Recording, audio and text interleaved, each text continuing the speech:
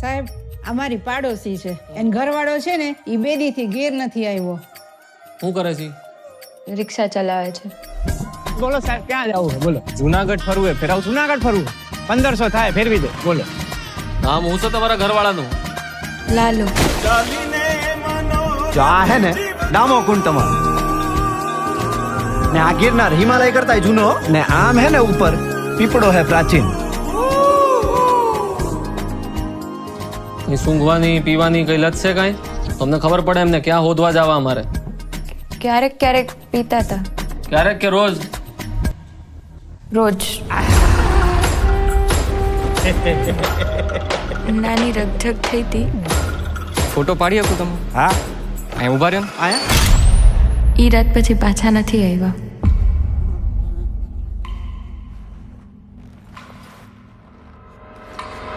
નમસ્કાર. સંસારનો આ નિયમ છે કે આપણે સૌએ કંઈક તકલીફો જોવી પડે. આયા હું હે ને ગઈકાલે આવ્યો તો ને ભરાઈ ગયો તો એ આ કોકને મોકલો આયા હે ને લોક મારેલું હે ભાઈ. કંઈક ને કંઈક પ્રયત્નો કરતા રહેવા.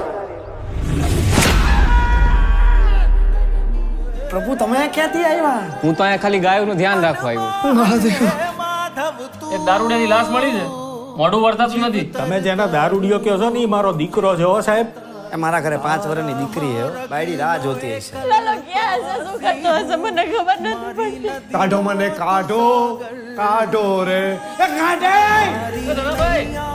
અંદર લાશનું મોઢું બતાવી દે.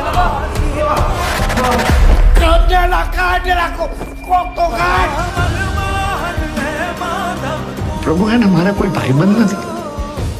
પ્રભુ તમે મારા ભાઈબંધ બનશો.